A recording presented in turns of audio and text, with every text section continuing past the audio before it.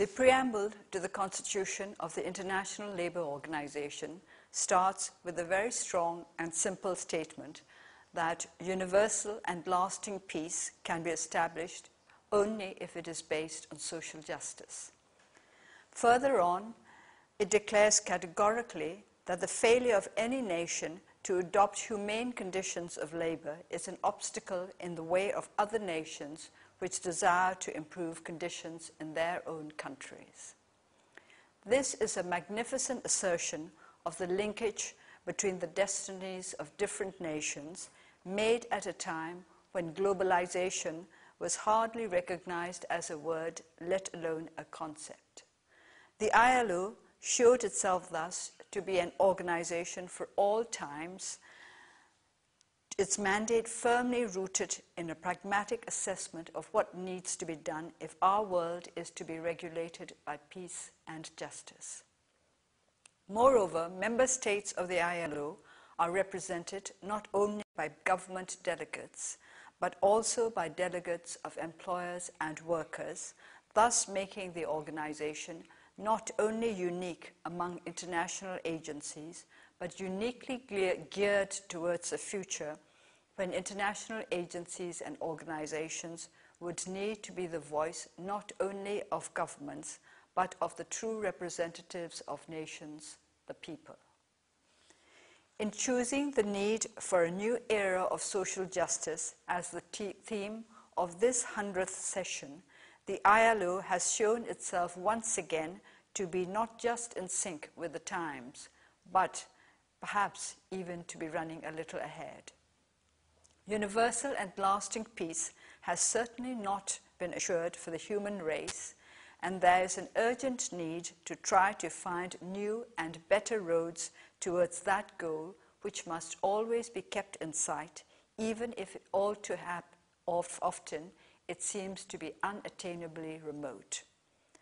Globalization presents new opportunities, but it also poses new dangers, which include, to focus on the most obvious, the easy dissemination of the propaganda and weapons of hate and terrorism. It is therefore imperative to intensify the quest for peace if we are to keep the earth secure for us and for coming generations. When the ILO was awarded the Nobel Prize for Peace in 1969, the chairman of the Nobel Peace Committee recalled the organization's founding principle that social justice was the base of lasting peace and stated, "There are few organizations that have succeeded to the extent that the ILO has in translating into action the fundamental moral idea on which it is based. Moral ideas vitalized to become the driving force for practical change is an exhilarating and,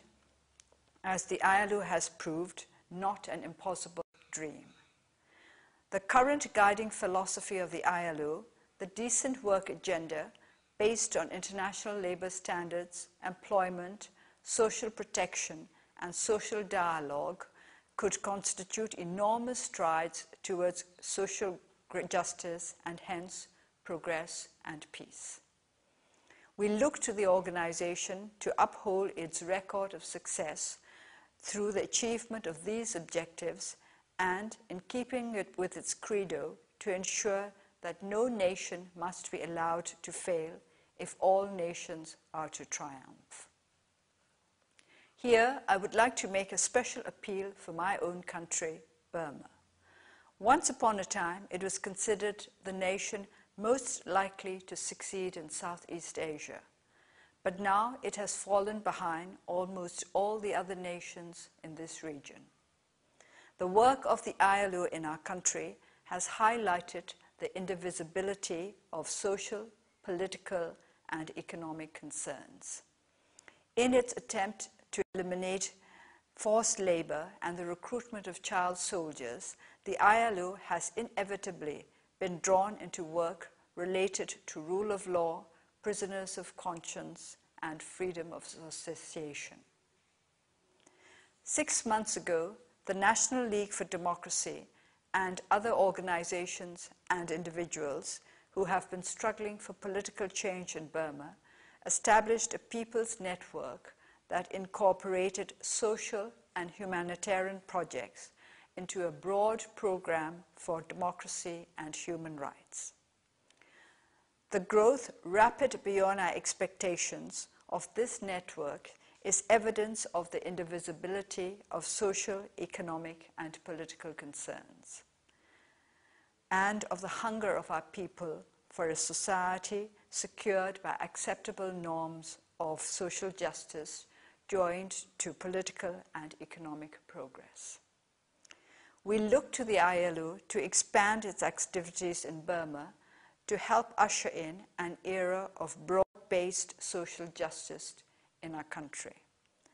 We are particularly concerned that our workers should be enabled to form trade unions consonant with the highest international standards as soon as possible. Labor rights are integral to the triumphant development of a nation, and once again, may I reiterate the declaration of faith of the ILO that failure in one nation places obstacles in the way of progress in all other nations. Burma must not be allowed to fail, and the world must not be allowed to fail Burma. I would like to conclude with a heartfelt expression of appreciation for what the ILO has been able to achieve in Burma, in spite of many difficulties. I hope that a progressively closer cooperation can be developed between the organization and all those who sincerely wish for lasting peace solidly founded on social, economic, and political justice, not just in our country, but throughout our world.